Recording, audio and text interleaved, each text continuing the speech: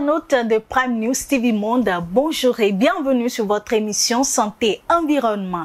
Aujourd'hui, nous parlerons d'une thématique très importante. Alors, de quelle thématique s'agit-il? Nous sommes en plein cœur de la saison pluvieuse. En tout cas, la saison a déjà démarré un peu partout dans les villes du Bénin et plus précisément à Cotonou. Et comme vous le savez, pendant cette période, nos enfants sont de plus en plus exposés à certaines maladies. Alors, quelles sont ces maladies-là auxquelles sont exposés les enfants et comment faire pour préserver leur santé? C'est la thématique qui fera objet de discussion ce jour sur notre émission. On en parlera avec notre invité du jour. Il a pour nom Arnold Quenom. Il est médecin généraliste. Bonjour, docteur. Bonjour madame. Comment vous allez? Je vais très bien. D'accord. Merci d'être là et merci d'avoir accepté notre invitation. Je suis honoré. Alors, est-ce que vous avez fait le même constat avec nous? La saison a déjà démarré, la saison des pluies. En effet, nous sommes en période de pluie et il pleut beaucoup. Nous l'avons déjà constaté. Voilà. Et j'aimerais faire d'abord une petite parenthèse. Oui. Lorsque nous sommes en période de pluie, il y a beaucoup d'événements qui impactent l'environnement. Il y a les eaux stagnantes, il y a la pollution, il y a l'insalubrité, il y a l'eau de ruissellement qui peut traîner des déchets, il y a tout cela. Donc, ces facteurs au niveau de l'environnement peuvent favoriser la naissance ou la multiplication des vecteurs de maladies ou même des agents de maladies. Donc, nous allons déboucher sur notre thème. D'accord, merci beaucoup.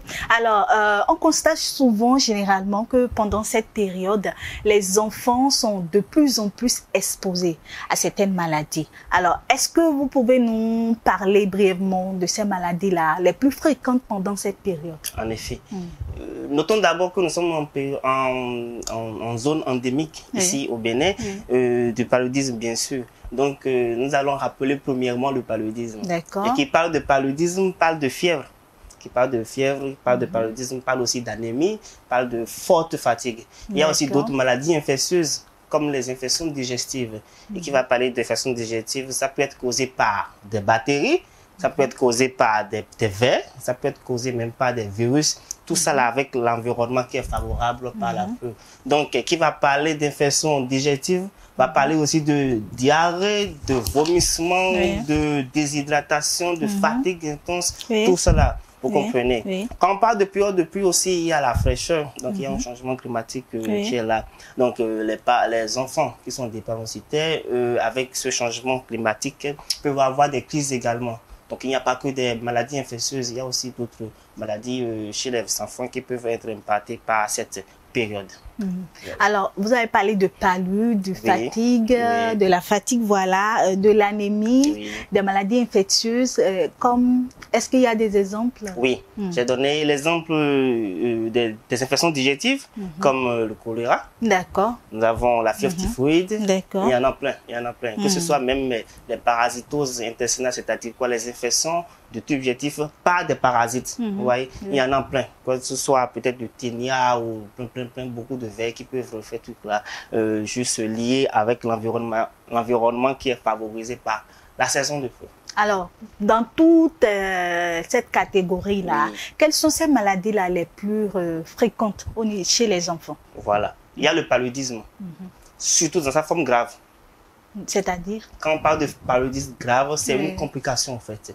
C'est que le paludisme simple a évolué. Il y a des signes qui sont apparus secondairement, qui sont des signes de gravité, que ce soit l'anémie sévère, que ce soit même le coma, la perte de connaissance, tout. Et ce sont des signes qui font la gravité du paludisme et qui nous amènent, nous, praticiens, en tant que médecins, à être un peu plus agressifs pour la prise en charge, un peu plus rapide pour la prise en charge et tout. Vous avez parlé du palu, de la forme grave. Est-ce qu'il y a une autre forme moins grave? C'est bien ça? En effet, nous avons le paludisme simple. Ok, d'accord.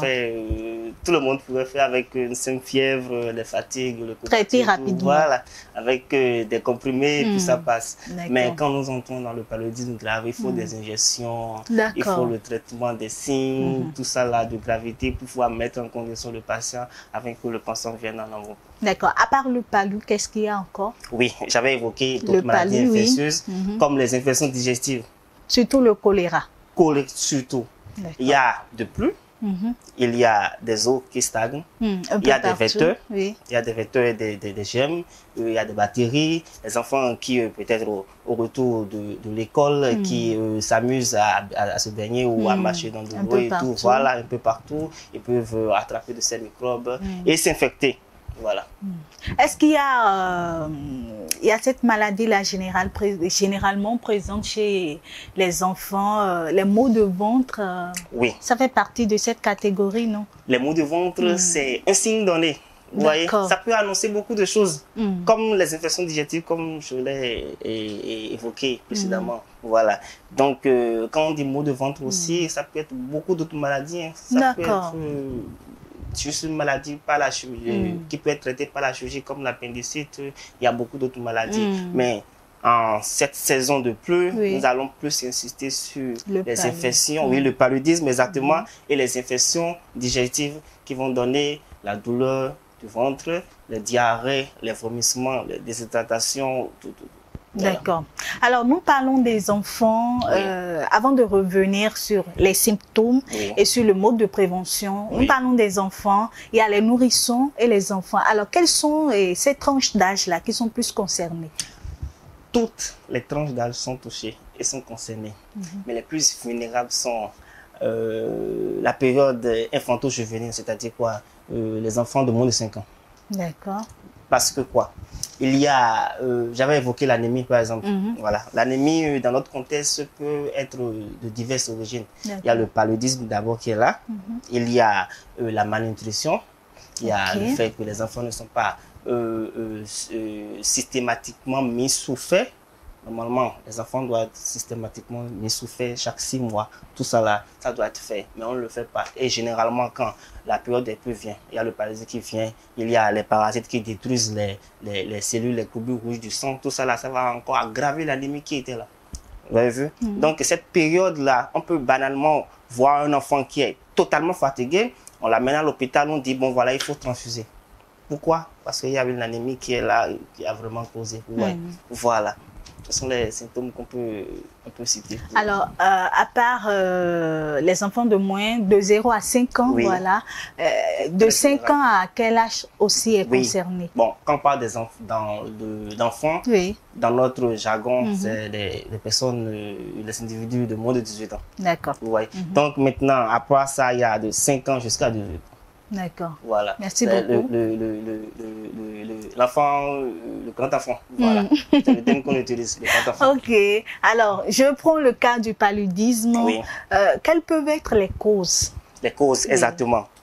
Les causes, il faut savoir que c'est une maladie infectieuse qui est due à un agent. D'accord. Un agent, c'est un parasite. Voilà. Et il y a un vecteur. Il y a un vecteur, l'anophèle femelle, qui va piquer et inoculer le vecteur. Et voilà. Et le vecteur va, avec son cycle, va rester un peu dans le sang, dans le foie et tout ça là, et puis créer des désordres. Ce qui est à la base des signes qu'on peut avoir après. D'accord. Voilà. Alors, lorsque l'enfant est atteint, comment est-ce que cela se manifeste? Exactement. Ça peut se manifester. D'abord, le signe qui vient, généralement, c'est la fièvre. Le corps chaud. Donc l'enfant va présenter de la fièvre. Après, il y a les fatigues, il y a les maux de tête, des nausées, des vomissements, des signes qui peuvent aller de façon pêle-mêle et tout. Voilà. Est-ce que l'enfant peut présenter, par exemple, de la fatigue? Oui.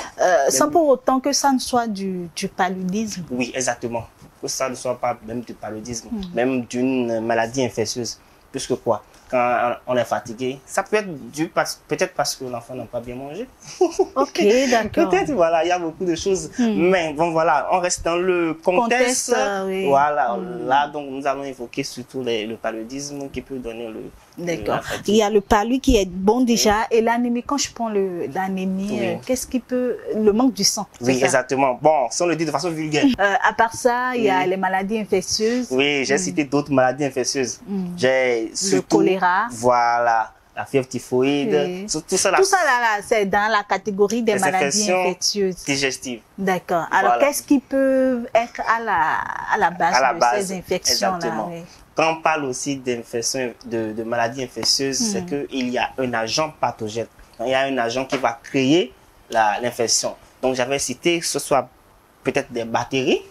Voilà, pour le choléra, j'avais pas parlé de l'argent. Bon, je vais évoquer brièvement le vibrio cholérique, par exemple. Voilà, il y a d'autres, par exemple, pour la fièvre typhoïde, il y a le salmonelle typhique. Je ne vais pas citer tout ça là, mais il faut savoir que ce sont des gemmes, ce sont des batteries, ce sont des vers, tout ça là qui peuvent être présents dans les flaques d'eau, dans le tas d'ordures, mais même le truc là, je vais dire la mauvaise hygiène. Tout ça là.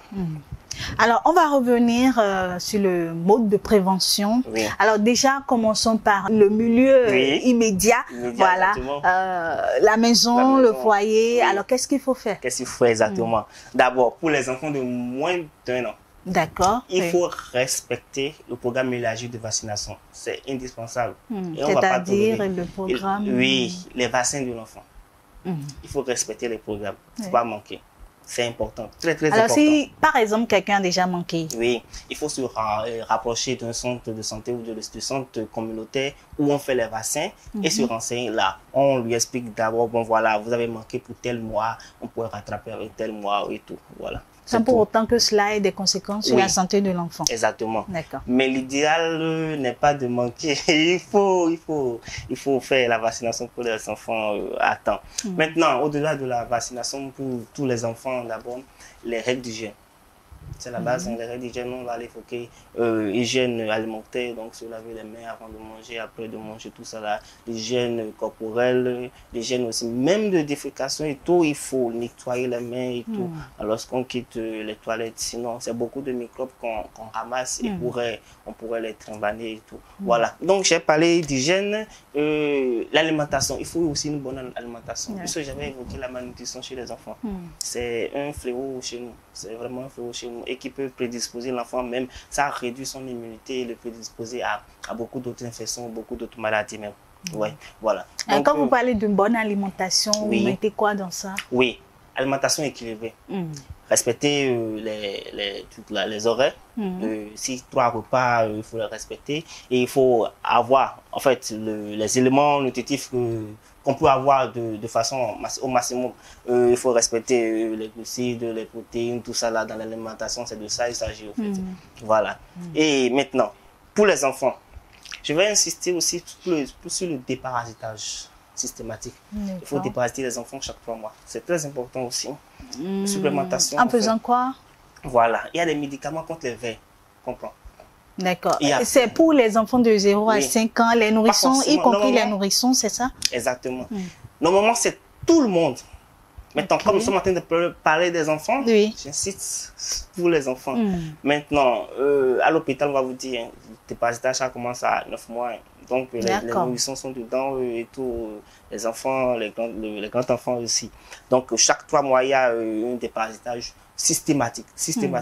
Maintenant, supplémentation, en fait, il faut donner du fait aux enfants chaque 6 mois. Même si ce n'est pas prescrit? Oui, même si ce n'est pas prescrit. Allez à la pharmacie ou carrément aller dans un centre de santé que vous voulez faire votre supplémentation. En fait, là, on va vous mettre sur une ordonnance le fait convenable pour l'enfant et la dose et tout ça, là, comment prendre. Voilà. En début d'émission, vous allez parler des doses stagnantes. Dans le milieu adéquat, parce que souvent, on dit souvent que l'enfant grandit plus dans le cercle familial. Alors, sur cet aspect-là, qu'est-ce que vous avez à dire à nos mamans, à nos parents qui nous suivent en ce moment? Les eaux stagnantes, il faut les assécher. D'accord. Il faut les assécher. Maintenant, je ne veux pas parler des eaux douces, les rivières, les lacs. Il y a des riverains, des personnes qui font tout là. Là, on va insister sur l'utilisation de moustiquaires imprégnés à longue durée d'action. On va insister sur les pulvérisations intradomiciliaires d'insecticides, tout ça là. Il faudra, s'il y a des jarres qui contiennent d'eau, qui maintiennent d'eau, il faudra les couvrir. Les fenêtres, il faut les grillager, tout ça là. Bon voilà, ce sont des conseils à suivre. Maintenant, ça c'est la première ligne de prévention.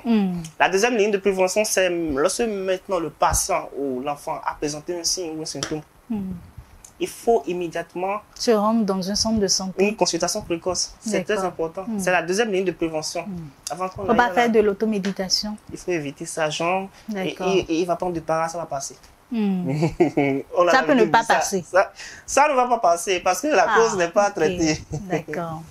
C'est ça, voilà. Donc, ce sont les préventions, la première ligne, la deuxième ligne. La troisième ligne, c'est pour ceux qui ont déjà la maladie. Donc, à l'hôpital, ils vont traiter. Ok, merci docteur pour ces clarifications. Alors, un mot pour finir. Voilà. Ou un conseil à l'endroit de nos internautes. Exactement. J'allais d'abord vous remercier de m'avoir invité pour parler de la santé. Et je vais inviter tout le monde, c'est tout le monde.